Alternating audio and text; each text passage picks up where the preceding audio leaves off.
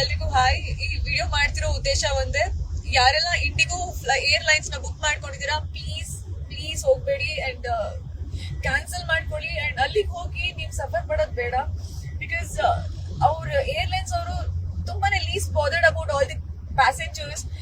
And ಹಿಂದೆ ದಿನ ಬಂದಿರೋರು ಎಲ್ಲರೂ ಆಲ್ಮೋಸ್ಟ್ ತುಂಬಾ ವೇಟ್ ಮಾಡಿ, ಮಕ್ಕಳು ಅಂಡ್ ದೊಡ್ಡವರು ತುಂಬಾ ಜನ ಇದ್ರು.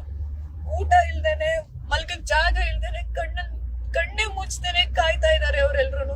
ಅಂಡ್ ನಾನ್ ಇವತ್ತು ಬೆಳಿಗ್ಗೆ ಚೆಕ್ ಇನ್ ಮಾಡಿದೆ. ನಾನು ಚೆಕ್ ಇನ್ ಮಾಡಿದ್ದಕ್ಕೆ ನಂಗೆ ಬ್ಯಾಗೇಜ್ ಕೇಳಿದೆ. ನನ್ ಅಟ್ಲೀಸ್ಟ್ ಬ್ಯಾಗೇಜ್ ಆದ್ರೂ ಕೊಡಿ, ನಾನು ಕ್ಯಾನ್ಸಲ್ ಮಾಡ್ಕೊಂಡು ಹೋಗ್ತೀನಿ. ಬಿಕಾಸ್ ನಾನು 7 ಗಂಟೆಗೆ ನಾನು ಹೈದರಾಬಾದ್ ಅಲ್ಲಿ ಇರ್ಬೇಕಾಗಿತ್ತು.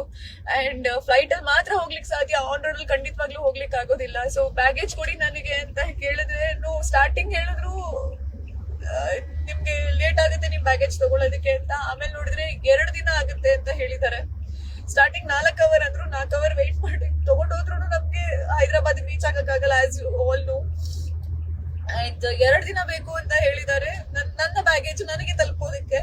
ಸೊ ನಾನು ಇವಾಗ ಟ್ರಾವೆಲ್ ಒಬ್ಳೆ ಮಾಡ್ತಾ ಇದ್ದೀನಿ. ನನ್ನ ಬ್ಯಾಗೇಜ್ ನನಗೆ 2 ದಿನ ಬಿಟ್ಟು ಬರುತ್ತೆ. ಅಲ್ಲಿವರೆಗೂ ನನ್ನ ಹತ್ರ ಯಾವ್ದು ಸಹ ಏನು ಸಹ ಇಲ್ಲ. ಅವ್ರು ತಲುಪಿಸೋದಕ್ಕೆ 2 ದಿನ ಆಗುತ್ತೆ ಅಂತಾರೆ. ಅಂಡ್ ಅಲ್ಲಿರೋರು ಸುಮಾರು ಜನ ಬ್ಯಾಗೇಜ್ ಕೇಳಿದ್ರೆ ಯಾರು ಕೂಡ ಸರಿಯಾಗಿ ರೆಸ್ಪಾಂಡ್ ಮಾಡ್ತಿಲ್ಲ. ಸೊ ನಿಮ್ಮ ಟೈಮ್ ನ ನೀವು ದಯವಿಟ್ಟು ವೇಸ್ಟ್ ಮಾಡ್ಕೋಬೇಡಿ. ಅಂಡ್ ಮೇನ್ ಥಿಂಗ್, ನಾನ್ ಒಬ್ಳೆ ಟ್ರಾವೆಲ್ ಮಾಡ್ತಿದ್ರಿಂದ ತುಂಬಾ ಅಂದ್ರೆ ತುಂಬಾ ಕಷ್ಟ ಆಯ್ತು. ಅಂಡ್ ಅಲ್ಲಿ ಕೇಳಿದ್ರೆ ನಾನು ಒಬ್ಳೆ ಟ್ರಾವೆಲ್ ಮಾಡ್ತಿದ್ದೀನಿ, ದಯವಿಟ್ಟು ನನ್ ಬ್ಯಾಗೇಜ್ ಕೊಡಿ. ಬಿಕಾಸ್ ನಾನ್ 7 ಗಂಟೆ ಒಳಗೆ ನಾನು ಅಲ್ಲಿ ಇರ್ಬೇಕು ಅಂದ್ರೆ ಯಾರು ಕೂಡ ಸರಿಯಾಗಿ ರೆಸ್ಪಾಂಡ್ ಮಾಡ್ತಿಲ್ಲ.